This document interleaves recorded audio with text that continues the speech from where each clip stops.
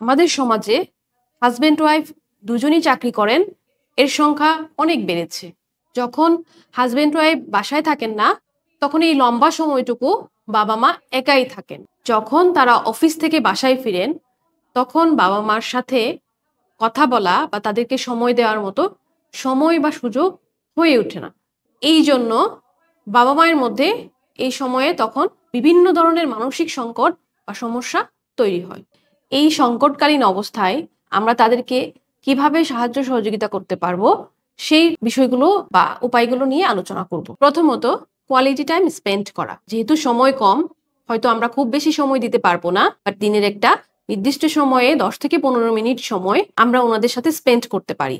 এই সময়ে ওনারা কি করেছেন সারাদিন বা কিভাবে স্পেন্ড করেছেন, এই বিষয়গুলো নিয়ে আমরা তাদের কাছ থেকে কিছু খোঁজ খবর নিতে পারি এবং রাতের খাবারটা আমরা একসাথে খেতে পারি, যেখানে আমরা তাদের সাথে ছোট ছোট বিষয় নিয়ে গল্পগুজব করতে পারি।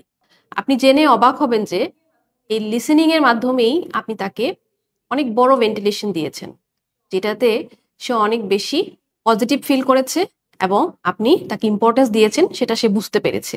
দ্বিতীয়ত, বাবা মাকে প্রযুক্তির সাথে বন্ধুত্ব করিয়ে দিন। আজকের যুগে প্রযুক্তি একাকিত্ব দূর করার একটি ভালো উপায়। আপনার বাবা মাকে স্মার্টফোন ব্যবহার করা শিখান, কারণ তারা ভিডিও কলে আত্মীয় স্বজনদের সাথে কথা বলতে পারবেন এবং ইউটিউবে বিভিন্ন ধরনের বিনোদনমূলক ভিডিও দেখে তারা একাকিত্ব দূর করতে পারবেন। তৃতীয়ত, ছুটির দিনে ভিন্ন কিছু করা। সেটা হতে পারে নতুন কিছু রান্না করা, সেটা হতে পারে বেড়াতে যাওয়া, অথবা একসাথে সিনেমা দেখা, হয়তো বা বাবা মাকে নিয়ে কোনো আত্মীয় স্বজনের বাসা থেকেই ঘুরে আসেন। এই ছোট ছোট পরিবর্তনগুলো বাবা মায়ের মনে বড় আনন্দ এনে দিবে। মনে রাখবেন, তারা আপনার কাছে কিছুই চায় না, কেবল চাই একটু সময়, একটু মনোযোগ। আপনার সামান্য প্রচেষ্টা তাদের জীবনকে আরো হাসি খুশি করে তুলতে পারে। এই টিপস গুলো কাজে লাগানোর পর আপনার এক্সপিরিয়েন্স আমাদের কমেন্টে জানাবেন।